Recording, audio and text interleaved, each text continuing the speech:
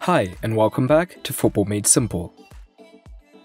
We're here with a tactical review of the Manchester derby, as Solskjaer steered United to an away win at the Etihad, thanks to a Rashford penalty and Martial, whilst Otamendi netted for Pep's men.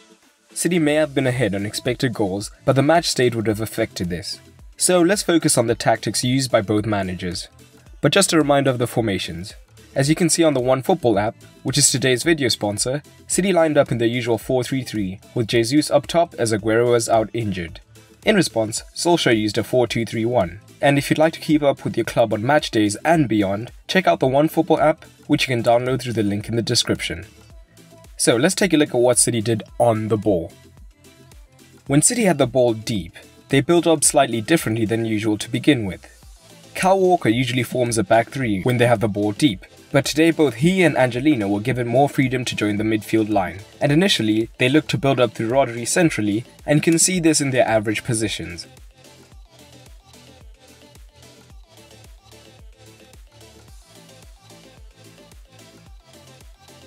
But when defending, United used a mid 4-3-3 to start off with, and Lingard would often move to close down Rodri, whilst the high City attacking midfielders were well tracked.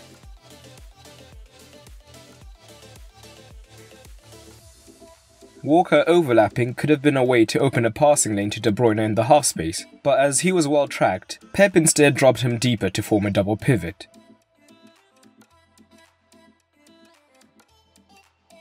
United were comfortable maintaining a compact shape and didn't want to commit the extra midfielder, meaning that City would now be able to build up more effectively. Although deep, United were active, looking to press the City midfield as they looked to pressure them whenever they got near the box. On the right, James would try and close down Angelino to prevent left side build-up as Angelino was struggling on the ball. But generally when United's defending was most effective, they would drop Fred or McTominay into the half space depending on the side of the ball, meaning that City couldn't make runs into this region as effectively.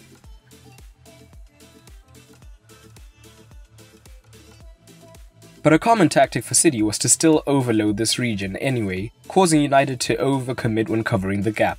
Being still high up in the half space meant that Wan-Bissaka had to pick up David Silva, bringing Sterling to receive the switch and run at him or to feed Silva.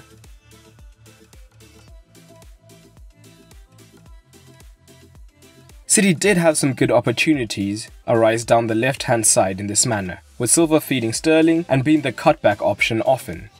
But Wan-Bissaka was as solid as ever, completing 5 tackles and only committing 1 foul.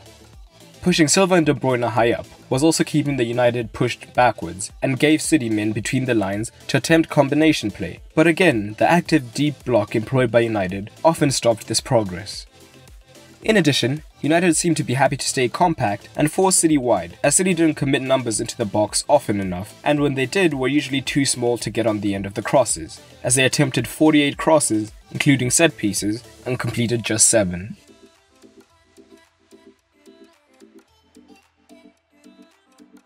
At the same time, having their midfield so high, in addition to allowing both fullbacks high, was one of the reasons for City's loss. In the 3 forwards, McTominay and Lingard, United had players who could cover the ground more effectively than City's midfield, and when the ball did break to United, they were explosive on the break. They were often able to use the numerical advantage to bypass Rodri, as the only man back in the midfield, meaning that they were effectively running at the centre-backs and could use the wide channels well and then look to attack the box. This is what leads to both goals. As for the first, Walker is high and out of position, and the entire City midfield is bypassed and on the wrong side of the ball. Thus, United have the freedom of the wide regions to create havoc. Although Bernardo eventually does get back, this last-ditch tackle leads to a poor challenge and the penalty. There's also shades of this in the second goal build-up, as once again the City midfield is bypassed, meaning 2 United forwards are running at the City centre-backs.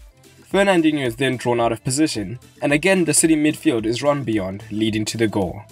After going 2-0 down, City did show some signs of adaptation. Kyle Walker was moved centrally when they were in possession more often, and at times even Angelino would join him to form the double pivot. And Rodri actually found himself playing higher up the pitch to try and give them more numbers by drawing the United midfield to then free City's attacking midfielders.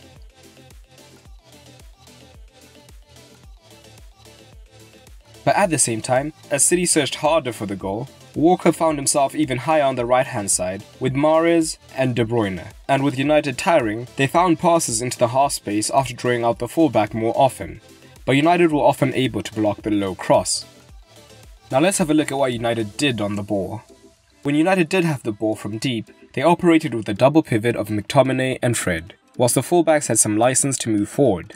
City did use a medium-high press with some interesting mechanisms. They would wait for De Gea to play it out to the centre-backs, and Jesus would initiate the lateral press, stepping between the centre-backs with the winger pushing higher on the fullback. And it would be City's opposing winger to pick up one of the double pivot, as City didn't want to leave an extra hole in the midfielder by moving another midfielder high to press.